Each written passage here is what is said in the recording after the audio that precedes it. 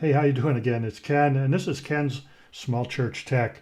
And today I want to share with you a way to do a backup recording or even your primary recording if you don't have a system that can do recording. But this will allow you to do recording directly off of your program out input. And what I'm talking about is this little machine right here, which is a Clearclick. It's a recorder.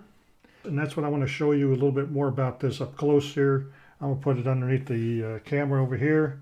So here we got it, and you can see it's about the size of a mouse, not much larger. So it's not real big, doesn't take up a whole lot of space. It does allow you to record directly to here. You got on menu mode. You do have a headset output, so you can monitor it. You have a AV in, so it's not a mic in, it's an AV in. I'm going to talk about that here in just a moment. That's got a three place 1/8 inch plug instead of a stereo plug. You have HDMI in, you have HDMI out, so you can record in, and then you can continue on to whatever you're displaying with your program out. You have a USB. This is for recording also, even though you also have an SD card slot that you record to. So you can record either to SD or to a USB SSD, for instance. And then you have USB-C, which is power only. So you do have to power this up. And I have been using this as a backup to my video switcher, in my case, a FoMaKo. I've used this as a backup to a Gostream Deck also. And you can use this as a backup to the ATEM Mini Pro or the ATEM Mini Extreme, or you could use this as the single record or only recording out of an ATEM Mini, the original. So you can use an ATEM Mini, do it all, and this will record where the ATEM Mini never could.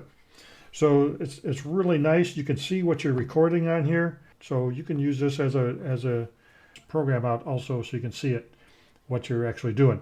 So very, very useful. I'm going to plug this in, and I'm going to show you a little bit about how this actually comes out. So we're back here now with the Clearclick HDMI recorder. You got power in. We have a USB SSD drive plugged in. We have the HDMI out, which I'm not going to use so that you can see what's on the monitor. So if I'm using that to go to a larger monitor, it's not going to show up on here. Everything from here will be on that one. I'm going to use it on here.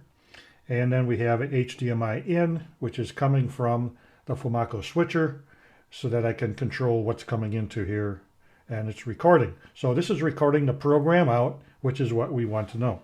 And then we have on the side an SD card slot that we can record to also. So we can either record to SD card or USB, and we choose that in the menu. Or we can disconnect one or the other, and it will automatically default to the one that's available. So let's turn this on, give it about a second push. It is a battery. There is a battery built into this, a lithium-ion battery. So if it's charged up completely, you don't need the power cord, and so you can have this recording from something that you're doing outdoors or something else like that.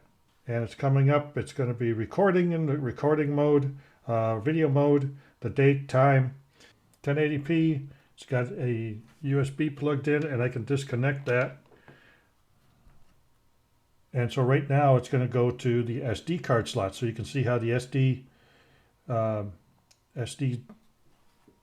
slot cap popped up. If I plug in the USB drive, it should switch from the SD to the USB. So now you can tell that it's going to be recording to the USB and not to the SD card slot. And it's 100% charged. If you want to go to the menu, you can change the language, date, time. You can put a watermark on there if you want for a time stamp. Display, video source, your recording codec, recording resolution, bit rate, auto stop. I'll talk about that in a moment. Schedule recording if you want to. Default storage is USB, so that's why the USB took control, but you can change that. The storage mode that you want, and auto screenshot, you can format it, and then you can reset it back to the factory and firmware. So you can do all those in the menu. Hit the back. Now the one thing to remember is if you want to shut the screen off, all you do is hit this on off button. It didn't shut anything off, but you can't see what's going on. So there's no way of knowing what's going on other than you might still be recording.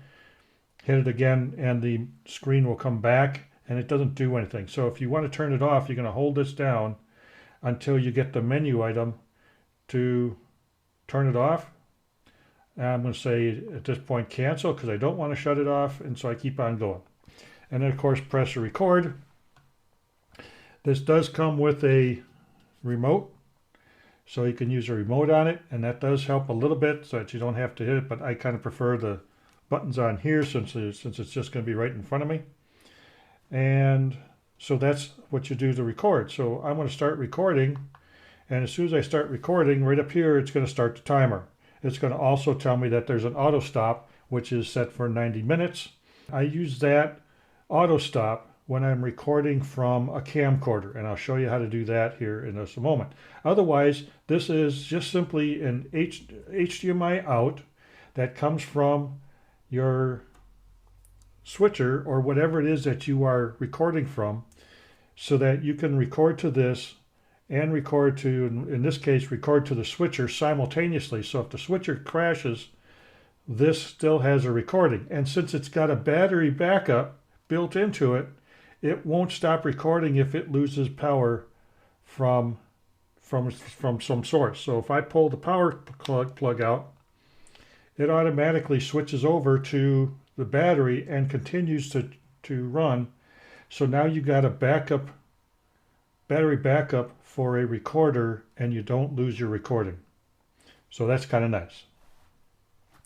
So I can record it like this. So to stop the recording, you're just going to hit stop. Recording stopped. It stops the countdown, or it stops the counting, and you now have a recording. So this works really well when you are recording, so that you don't lose that recording. If for some reason your switcher crashes, it's going to continue to record. Now it'll record that crash, but you're not going to lose the video that you've been using or that you've been recording all this time. So that's really kind of nice. The other thing about the USB drive, okay, you can see that you're taking a USB drive. So if I pull that out, okay, now it's going to the SD card slot or the SD card drive. I could also plug in a USB thumb drive. So let me plug this in, and all of these ports, all of these places to plug in are upside down from normal. So just remember that. Everything's upside down on here. Not a big deal, but it is. So we'll plug that in, and now you see it just went back to using a USB drive as a recording device, and I can hit record, and it starts recording now to a flash drive. So you can just use a flash drive to do a recording here, pull it out, and now you can take it wherever you want to. So why do I use the auto stop? Well, I use the auto stop when I'm recording from my old camcorder. So I got all kinds of videos from the family, and this is digital 8, so it's both high 8 and digital 8. And what I end up doing is using a cable like this. So I'm going to bring this down here so you can see it's just, okay, yellow, white, and red. So video and 2 left and right audios. And then that goes into using a plug that has the 3 on here. So 1, 2, 3, video left and right. So it's stereo with video. That plugs into my camera right there. I plug that into the AV in, and I now can take my videos from my camcorder and I can record them directly onto an SSD drive. So I don't need to have a computer running this. So I can sit this over on the side and it can be doing its own thing. I put the stop video so that while it's going, I can walk out of the room or I can go eat and I can come back, and it may have made a longer recording than it needed to, but I didn't have to sit here and watch it record. So I have been taking all our old Digital 8 videos that we have of family stuff from years ago, running it through my old camcorder, recording it onto the ClearClick recorder, and I don't have to use a computer to do that. I don't have to use anything fancy.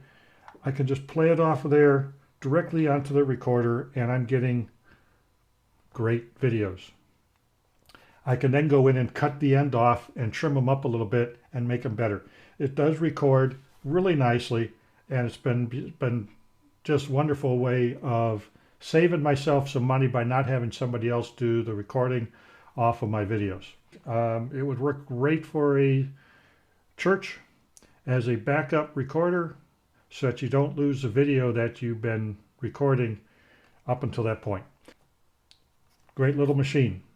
Love it. That's all for now. Have yourself a good day, and God bless.